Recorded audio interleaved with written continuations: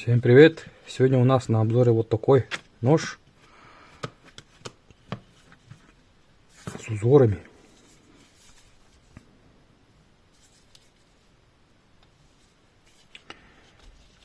На самом ноже тоже узоры. Орнаменты. Рукоять кап березы. Больстер рог горного барана Чумако.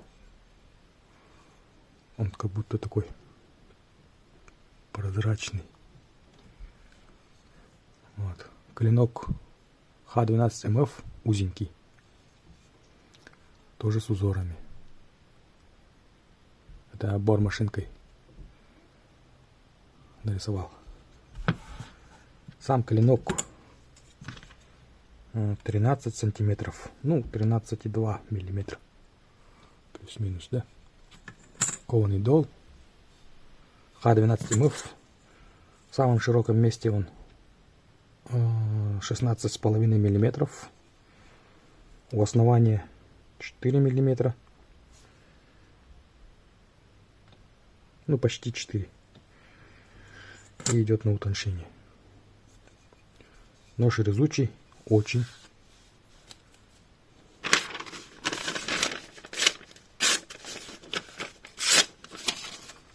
Бриться можно.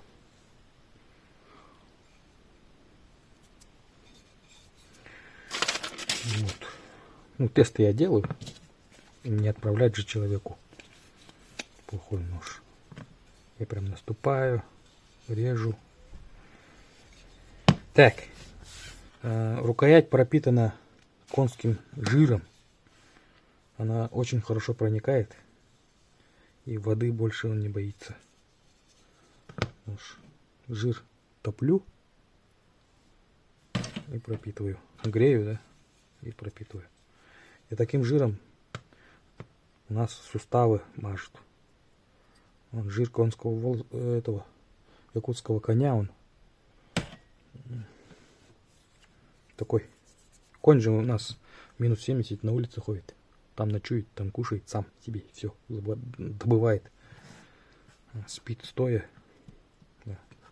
Многие отдыхают попеременно вот так. Одну понимает, спит. Так вот. Ну, это большие морозы.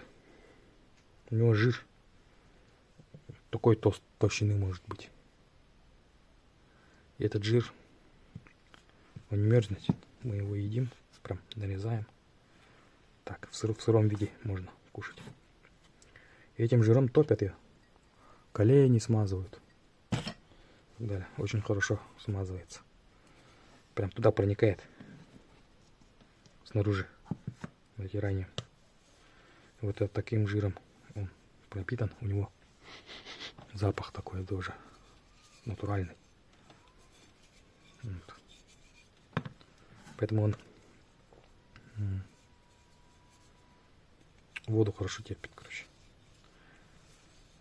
Ну там миллиметра 2, наверное, пропиталась.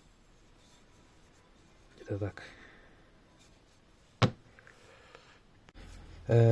Ножны сделаны из натуральной кожи, вот с такой. Да, растительное обрамление. Пропитан воском. Вода не страшна. Покрыт лаком. Нарисовал узор. Этот узор рот. Это твой рот. Да, вот соединились. Родились дети. Потом они вот поженились, внуки. Потом внуки поженились. Родились правнуки. Правнуки поженились. И праправнуки родились. Вот. Как ДНК, да, считается. Тут весь род. Тут заклинание тоже есть. Вот Энне, наследие, да. Вот. Те, которые растут, у них сознание вот растущее. Те, которые вот такие более округлые, оформленные. Вот. И это должен человек увидеть при жизни. Вот такую долгую жизнь должен жить. Внутри деревянный. Так. Вот он. Со сквозным отверстием. Ремешок кожаный. Ну, человек так сам заказал. Можно было вот сделать с конского волоса. Ну, там надо заплетать, сидеть. Вот, решил сэкономить. Вот. И узоры здесь вот как идет жизнь бесконечная, да? Вот, допустим, два наследия соединяются, да? Не. Вот это вот сам знак один, если брать как вопросительный знак. Это вот сю, жизненная энергия, ци, говорят китайцы. Вот сю, два сю объединяется, нижняя энергия, объединяются два наследия, и сверху входит божественная энергия, продолжается жизнь бесконечная. Вот она пошла. Во всех его перепадах и подъемах. Здесь также вот орнаменты есть. Джага-джага-джага называется, да? Приказ. Ну, как буква Л. Воля высших сил.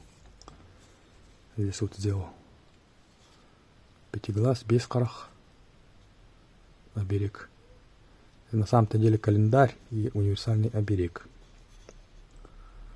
Верхнее это летнее солнцестояние, а нижнее это самая черная ночь. Вот здесь празднуем Исэх, мы якуты. Здесь Исэх. Здесь Исэх, говорю, здесь Каратюнь. Ну, темная ночь называется. Самая долгая ночь в году. Из него даже придумывали мифическое существо Карачун. Вот, весеннее равноденствие, осеннее равноденствие. Нюхер-ыс, это нюхер, это темные времена. Ыс, развеивай, разбрасывай, да. И оттуда произошло слово Навруз, новый день. Здесь осенний праздник забоя, урожая, Тейльген называется. Ну, когда солнце отходит подальше от планеты нашей, Земли. Тейр это отходит. Тейльген. Вот такой вот нож, кованый дол и клеймо мастера. Кованый дол дает упругость ножу. Он пружинит из-за этого. Ну, этот мой нож, это делаю им ножны деревянные. Такие вот внутри. Вырезаю. Так вот, у меня на канале вышло видео про эвенкийские ножи, да? Вообще, почему он так называется. И вот человек, посмотрев его, заказал такой нож для рыбака, говорит, очень прям самое то для рыбака. Небольшой, не маленький, средний. Рыбу положил, филировал. Вот. И он заядлый рыбак, еще и говорит, надо, чтоб попонтоваться перед друзьями. Нужны мне узоры, говорит. Вот. Исполнил его желание. Вот такое вот. Ножны пропитаны воском. Говорил. Вот такой вот нож. Ну, вкратце, если сказать, почему эвенкийский, да, или нож оленевода. Потому что именно узким ножом забивают оленя. Ставят у основания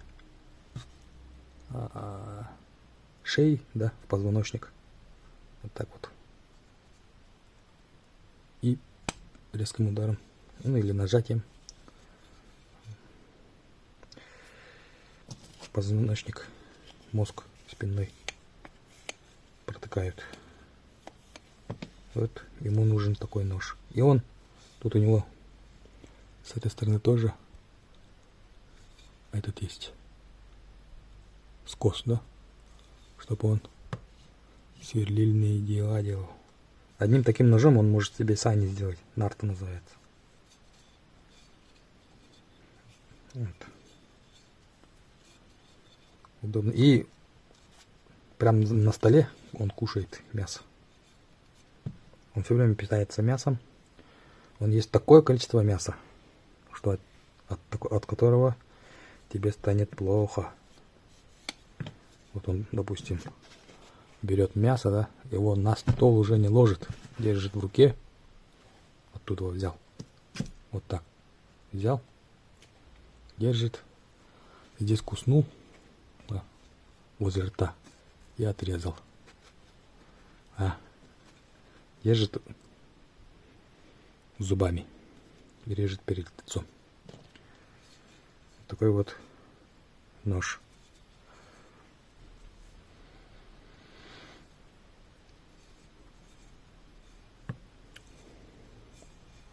Напишите, рыбаки, как вы думаете, идеален ли?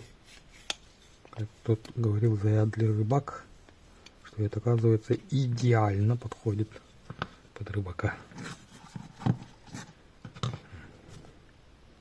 Посмотрите, у меня на канале есть много других вариаций якутских ножей. Переходите, смотрите и выбирайте себе свой нож.